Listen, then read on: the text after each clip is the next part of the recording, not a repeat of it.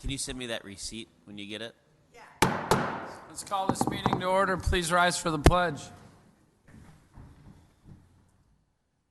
I pledge allegiance to the flag of the United States of America and to the republic for which it stands, one nation, under God, indivisible, with liberty and justice for all. All right, thank you. If I could get a motion to approve the agenda. I'll make a motion to approve the agenda. I'll second. There's a motion and a second. Would you like me to repeat the motion? Okay. Mr. Henry made the motion and Ms. Mock seconded it. There's a motion and a second. All in favor, say aye. Aye. Motion carries. Do we have any residents with comments and or questions? All right. We will come back to reports of 5.1 since Senator Jensen will be here around 7:30 from District 47, our senator. All right. Could I get a motion to approve? We do not have any public hearings, as I'm seeing. But could I get a motion to approve the consent agenda, please? I make a motion to approve the consent agenda. Motion by Councilmember Henry. Second. Seconded by Councilmember Mock. All in favor, say aye. Aye. Motion carries. Mr. Harris, if you could give us an update on the Dahlgren Township annexation appeal, please.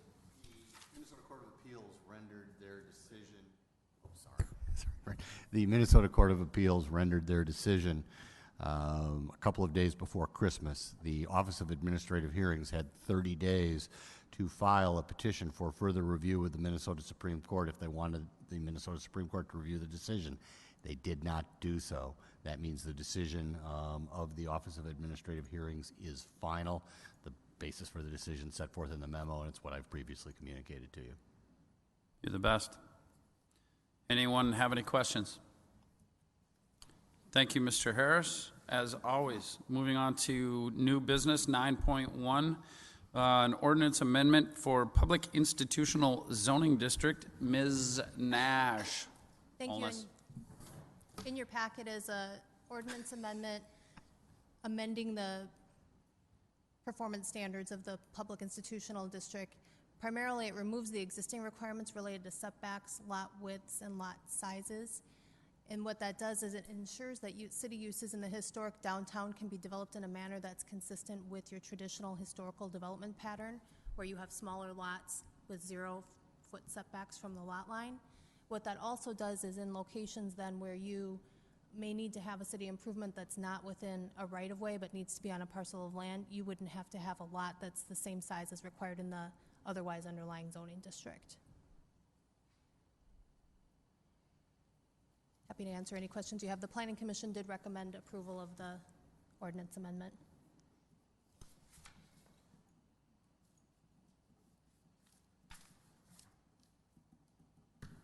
Sorry, I was writing.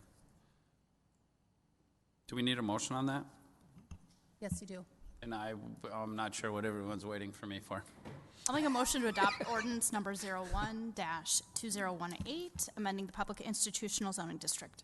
There's a motion by Councilmember Johnson. I'll second that. And a second by Councilmember Henry. There's a motion and a second. I'm going to open it up to discussion. Any discussion? All those in favor say aye. Aye. Any opposed? Motion carries. All right. Moving right along. 9.2, rezoning of City Hall property. Ms. Nash/Oldness. Thank you. This is a request initiated by the city to rezone the City Hall property at 316 Broadway from Central Business District to Public Institutional. The Planning Commission reviewed this at their last meeting and recommended approval.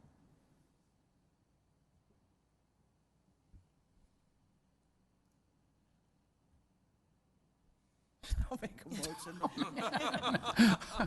I'll make a motion to adopt Resolution 104-18, approving rezoning from Central Business District to Public Institutional for 316 Broadway. There's a motion by Councilmember Monroe. I'll second that. Second by Councilmember Henry. There's a motion and a second. Any further discussion at all? Does this satisfy everything we need to do for the zoning on this? With the exception of publishing that ordinance, yes. Okay. All right, there's a motion and a second. All in favor, say aye. Aye. Any opposed? Motion carries. 9.3. Well, let's just stick with Ms. Don't we have to do the second? Oh, I the apologize. second motion? You are correct. I'll make a motion to adopt ordinance number 02-2018, rezoning certain property owned by the city of Carver to public institutional.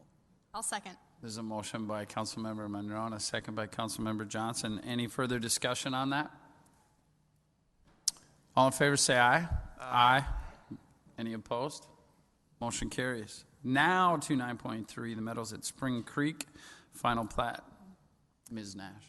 Thank you. In your packets is the final plat and plans for the Meadows at Spring Creek being proposed by Vincent Bluffs of Carver. MI Homes will be the builder on the project. This first phase constructs 77 lots. 45 of those are villas and 32 are single-family homes. There's an additional 74 lots in future phases. The project connects to Green Ash Drive in the Spring Creek neighborhood and provides an ingress to the site from that direction across the easement that the city previously acquired, and also connects to Spring Creek Drive on the north side, and in this phase as well provides a stub to the property to the south. The Planning Commission recommended approval at their December meeting, actually, and based on your discussion at your work session, we would recommend that you amend condition number 10 to say the following: that the developer shall construct all street, utility, trail, stormwater, park, and other improvements as shown on the approved construction plans at their own expense except as provided for herein. The city reserves the right to have the developer construct the improvements in that portion of Spring Creek Drive located between the northeast corner of the subject property and Mount Hope Road, and then in quotes, defining that as city improvements, as shown on the approved plans, subject to mutually acceptable reimbursement from the city and the developer shall within 20 days provide a quote to the city for the city improvements. Perfect. Good idea. And this would allow them to continue moving forward while you investigate whether you want to do that or not, and we can bring that back to Because them. otherwise it could stall. Correct? Correct. Okay. All right. Does anyone have any questions before they'd love to entertain a motion? And I will say, too, that Todd Cushman with Trinity Development and John Rask with MI Homes are here if you have any questions of either of them. Does anyone have any questions of them? Did you guys get that condition amendment? Okay. It's a lot of words. Larry did it. You're comfortable with everything? You understand where it's at and okay.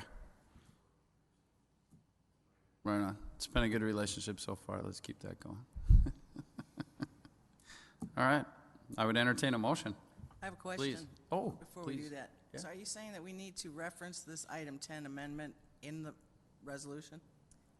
Correct. When Okay. you recommend approval of the resolution, you can just say as amended, As number 10 being amended by the city planner and city attorney. yes. Okay. And then we'll get the correct wording to Vicki. All right. I'll make a motion to adopt Resolution 106-18, approving a final plat for the Meadows at Spring Creek with an amendment to number 10 as noted by planner and city attorney. There's a motion by Councilmember Monroe And I will second that. and a second by Councilmember Henry. He's been seconding a lot tonight. So there's a motion and a second. Any further discussion? We did have a lot of talk about this evening, and I think it could be an opportunity to have a really good relationship moving forward, both sides. We're not as excited as we are. No, we're pretty excited. All right. Any other questions, comments? There's a motion and a second. All in favor, say aye. Aye. Any opposed?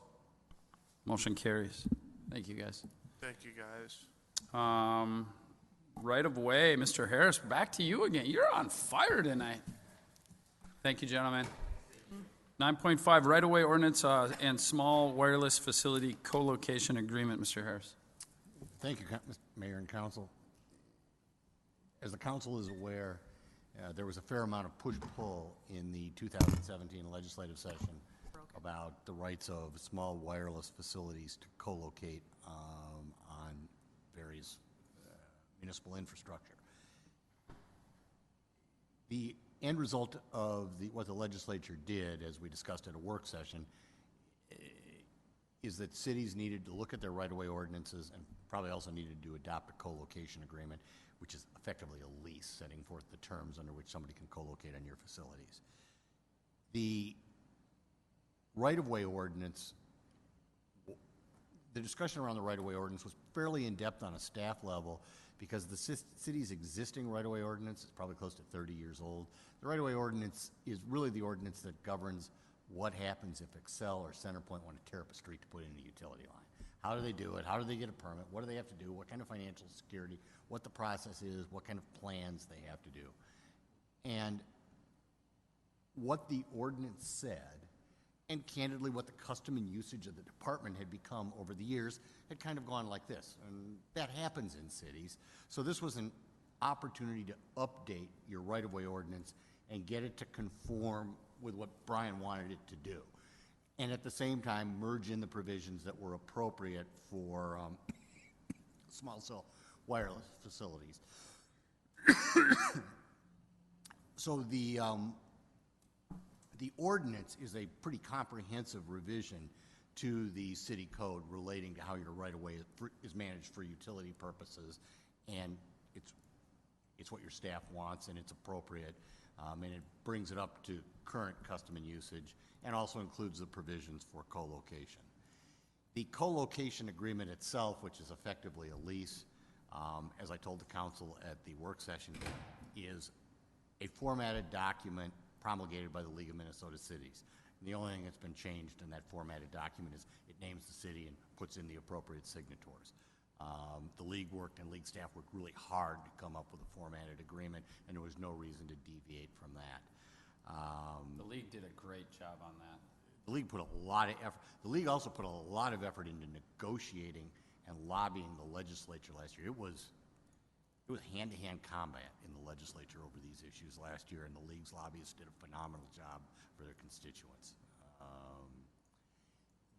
The last issue, we talked about this at the work session, it's referenced also in the memo, is that, not before the council tonight, but I want to make sure you're aware, is that the statute does allow in a residential and in a historic district for small cell wireless facilities to be a conditional use rather than a permitted use.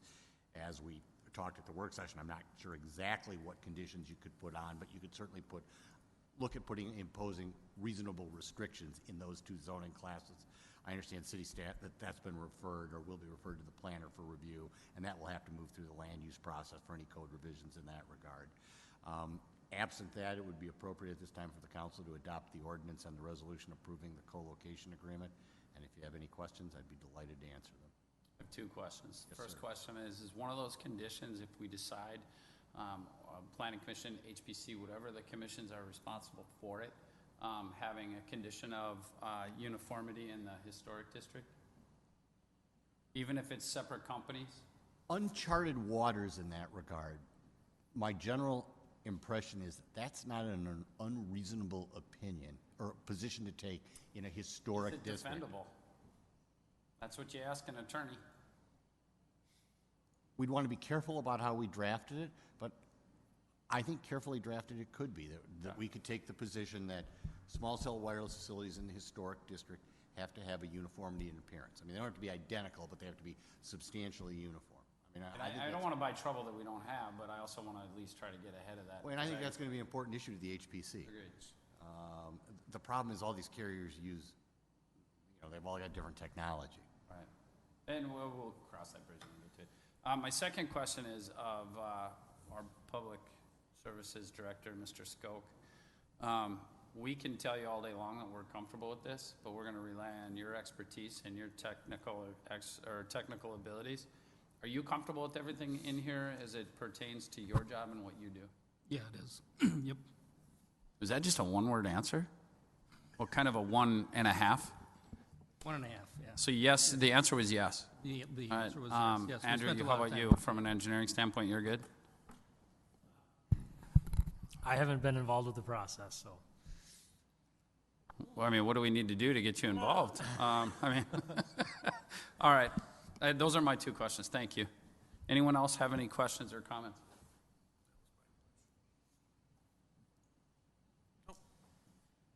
I would entertain a motion. I'll make a motion to adopt ordinance number 03-2018, enacting a code of ordinances to administer and regulate the public rights of ways in the public interest and use provide the issuance and regulation of right-of-way permits. I'll second.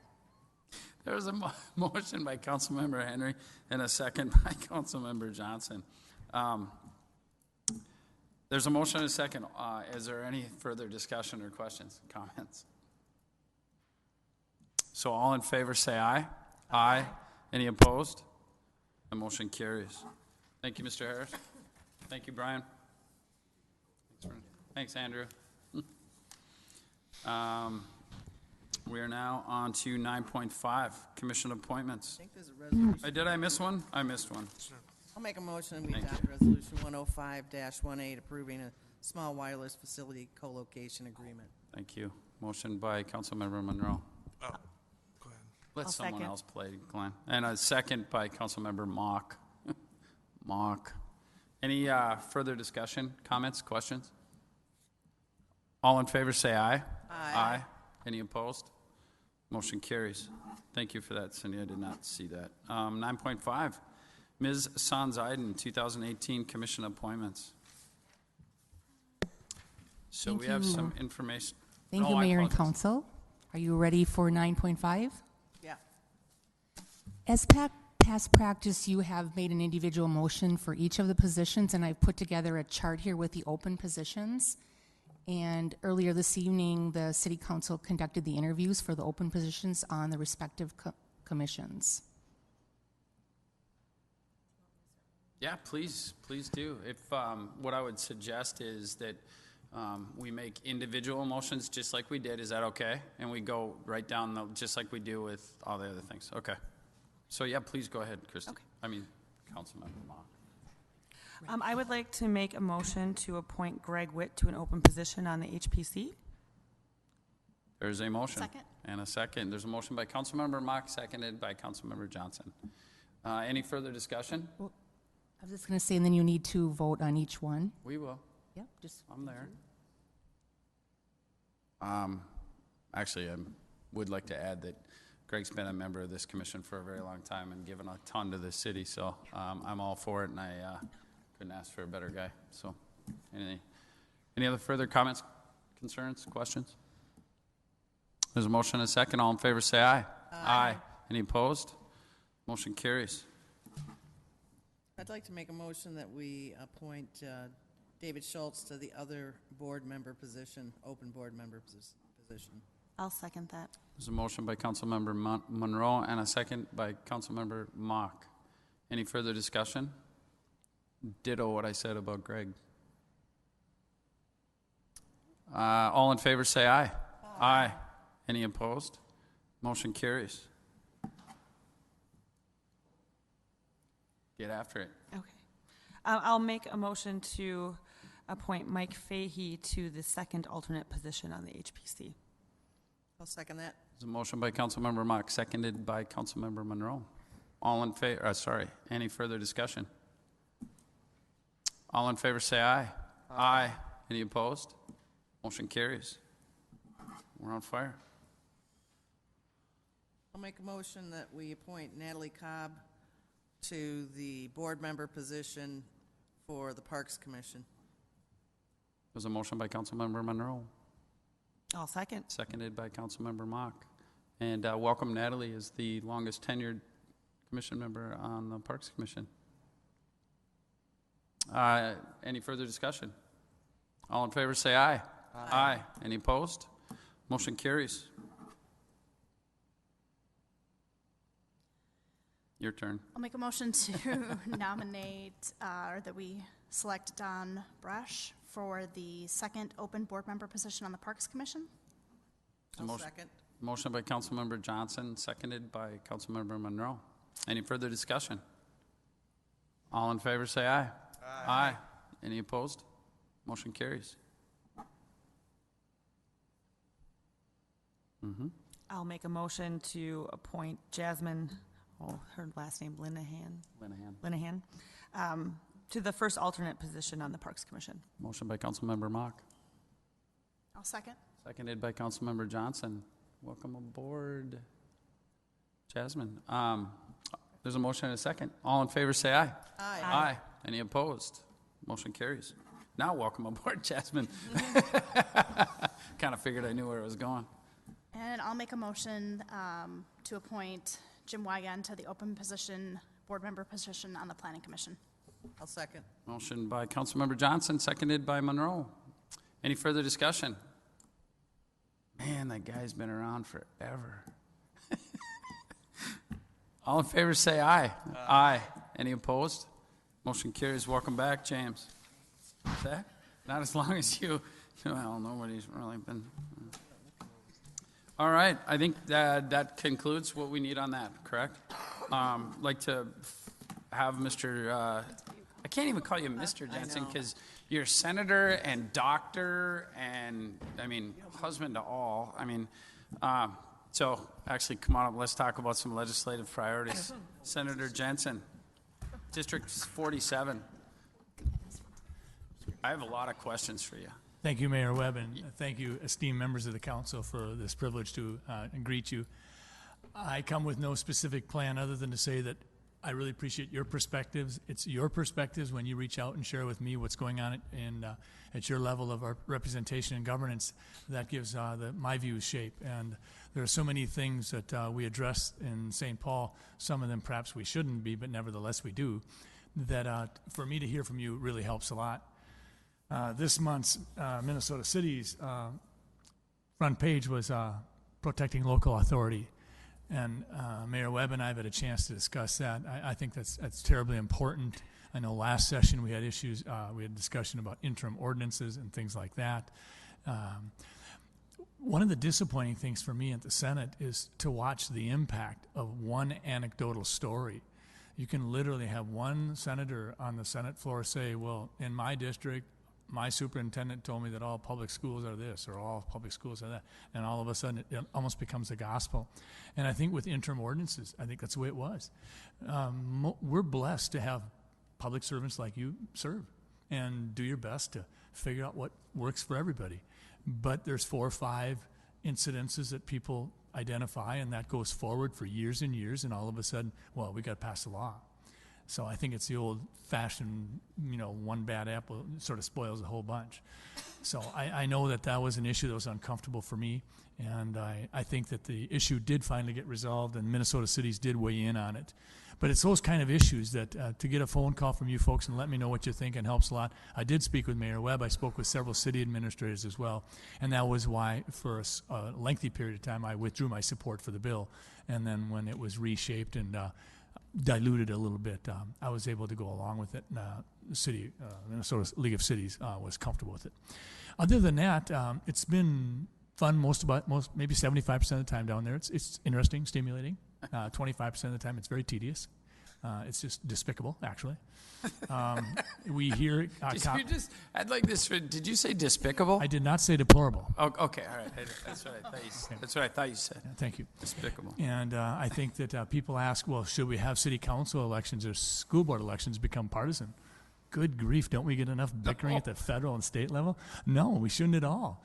You folks, you don't need to have an R or a D by your name. Just keep doing what you're doing, and I thank you for it. And I'd love to stand for questions. Perhaps one last comment about the coming session. I think you have every reason to be pessimistic. I think there's a very good likelihood that we'll sit around for 3 months and use up your taxpayer money and per diem and get very little done. So I want to just leave you with that note of confidence. So on that note, I do have some questions. Fire away. And actually, I just like to, just a quick narrative. I had a number of conversations, and our politics don't always align, but at least the conversation always does. And I greatly appreciate that. And I also appreciate the fact that you don't want an R or D by any of our names. I think that clouds and muddies a lot of waters. The one question that I have in terms of representing our district as a voting Republican senator, Do you have a idea of where you want your legislative priorities going in your vote when it comes to the Boundary Waters, the Quetico, Polymet, Twin Metals, and the actions that are happening? And I know that it's a national thing, but it also will, I think, trickle down, no pun intended, with what we're dealing with, to a state level as well. Do you have thoughts on that? That's a great question, and certainly a lot of it is federal impact. I think the traditional thought is that the Democrats are more ecologically oriented and the Republicans aren't, and things like that. I get all the generalizations. I think we have a variety of agencies and various steps you have to go through to get projects done. Certainly Carver, City of Carver, you've done the same thing with some of yours and the new walkways and bikeways and things like that. Personally, I would just as soon see things kept as local as possible. There are very few places in the state or in the country where people want to rape the land and pillage it and give no concern at all about the future. So for me, I'd prefer to keep it local. The Polymet, I think that's been regulated and permitted to death, and I'm very comfortable with having a pipeline that needs to be replaced to move forward and get it done. But having said that, I think the project needs to be monitored throughout the way to make certain that things are done according to Hoyle and that the permits that were requested are followed. Because that can certainly happen where once you get the permits, you just sort of have a free-for-all, and we can't allow that to happen. In terms of the boundary waters, I think we have to have some shared use. The folks up there are trying to carve out a living, and I think we need to be very careful about telling people what we want them to do with what's in their backyard. Having said that, I don't think there's any way that we'd want to compromise the quality of our water, and frankly, the boundary waters it's just a huge asset for the entire state. So we have to, as an entire state, legislate that as well. I don't mean to dance around that issue, but without a specific issue before me, it's hard for me to say that. But that's typically my flavor. Well, and I appreciate that because it isn't a state issue at this specific time. But as an acting Carver County Republican, I think that the support for the Tom Emmers and the national viewpoint, they do listen quite heavily to our elected officials, and I want to make sure that we understand where we're going with that. So, Thank you. thank you. Questions?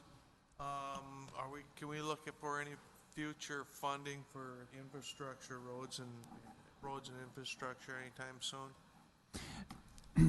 I may not have heard you completely, but I think your question was, can we look to any future funding for infrastructure in regards to roads and bridges in this specific area? Yes. Okay, thanks.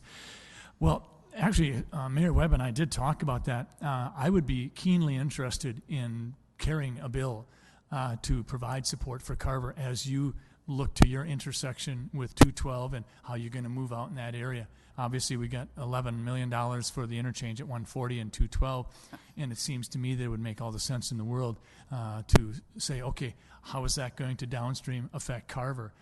And I would love to be a part of a process where Carver says we need this and this to happen in order for optimal things to happen. This is an incredible area of the state, this rolling hills and valleys along the river. And I would be pleased to carry an initiative if you have such an idea. When Mayor Webb and I had talked, I just looked at where Carver's placed and where 212 is. And I said, there've got to be some creative things we could do that could really make that be all that you want it to be for generations to come. So in terms of, are there any specific bills before the legislature right now affecting Carver? No. We've got several little pocket funds, the local road improvement plans and things like that you can try to tap into. But I don't think that Carver has submitted any requests. I have submitted requests for Laketown and also Watertown Township in that regard. But I'd be very open to that. Thank you. We'll be having lunch in the next couple of weeks. I would enjoy You and I that. had that conversation, and Brent and I ended up coming up with a few different ideas, and I think it makes sense to sit down and talk about it. I think that'd be great. And if we could get something in the queue, even if it gets modified along the way, let's just get it in line. And then we can, next time the bonding committee comes out and does their tour, we'll get them out here to Carver and just get that thing going. And sometimes you don't get everything you want the first time around, and sometimes you don't get it on the second time around. But if you keep plugging away, a lot of times you do get it. And that's what we need to do. That was a CMAQ grant. That sounded like the CMAQ grant process. You don't get anything the first time. You kind of get a little something. Then you get after it. That was all allness. Any other questions? Comments? I got something in the mail today which gives me the idea that you will be running for re-election. Did you? Yeah, just out of curiosity, is that accurate? That decision hasn't been made because my wife hasn't decided. I'll check with her. How's your venture going in Chaska? It's good. We're excited about it. We're building a medical office building on 212 and Angler, and it'll have a dental clinic and Southwest Eye. And in the eye clinic, they'll be doing LASIK eye surgery and ophthalmology and optometry. And Catalyst Medical Clinic is going to support its second office, and we'll be on the second floor there. So we're really excited about that. We took a big step. I don't mean to advertise, but we decided a year ago that we got to quit just talking the talk and start walking the walk. So we hired 2 mental health therapists. And we're extremely excited about the fact that we have 2 very talented people that are trying to help people with mental health issues. When I first built Catalyst Medical Clinic 18 years ago, there was a real stigma. And I think people oftentimes wanted to get mental health services and counseling and things like that, sort of in an anonymous place, maybe outside the town. So we were always referring people. Over the last 10 years, the shift has been dramatic, and people say, well, can I see someone here and talk about my concerns or my frustrations or my depression or my anxiety issues? And so we're saying, yeah, we're going to do that because that's what people want. So we're really excited about that. Have you had any pushback from neighborhoods, from cities, from any regulating committees? We really haven't. In fact, I was wondering if we'd have some pushback from potentially healthcare competitors. But Ridgeview and the various clinics have all been very supportive. So I think Carver County is growing so fast. My only disappointment, frankly, was that we couldn't somehow have that property be a little closer to Carver. I mean, I know it's not very far away from here, but it would have been really fun to be smack dab in the There's property middle. available here. I know there is, and I will certainly keep an eye on that, and I imagine we'll discuss that at lunch in 2 weeks. We might. We won't. Anyone have any other questions? Comments? Thank you, Senator Jensen. Thank you very much for your service, and please reach out. Let me know what you're thinking, because it really does give shape to what I'm thinking. Appreciate it. Thanks. Thank you for coming. Take care. All right. We are now to City Council communications. Oh, careful. Yeah.